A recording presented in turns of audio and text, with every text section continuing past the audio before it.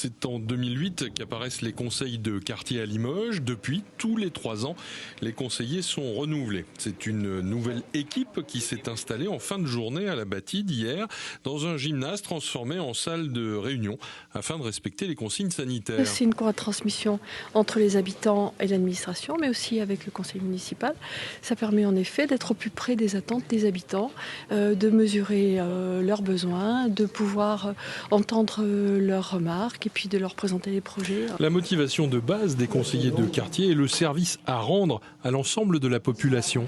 C'était justement pour m'investir dans ma ville, commencer par le quartier, voir ce qui se faisait et voir comment on pouvait faire remonter les desiderata des habitants auprès de la mairie. Le fait d'être un nouveau retraité et de chercher une occupation et pourquoi pas me mettre à disposition de mon quartier. Certains sont même de retour pour un nouveau mandat. Donc je suis assez intégré et puis bon, je suis à la retraite, maintenant j'ai le temps de m'en occuper. Au conseil de quartier, vous avez tous les services, regardez tous les services de la ville qui sont présents. Et le doyen du conseil, 82 printemps au compteur, est là pour, à votre avis ? Moi, j'aide aussi des personnes âgées qui ont des difficultés de santé.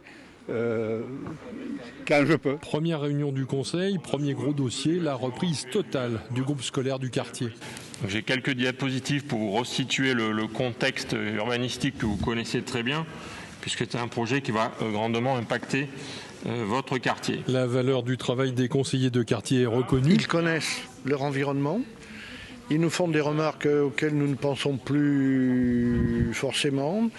Ils ont un œil critique sur ce qui se passe, mais critique au sens noble du terme. Ils sont participatifs, ils ont plein de bonnes idées et ils ont souvent, vous savez, des réflexions sur ce qui doit être fait, simplement, tranquillement, sans dépenses inutiles, mais qui est tellement efficace pour améliorer la vie au quotidien que ça vaut vraiment le coup qu'on écoute la population. C'est du bon sens ?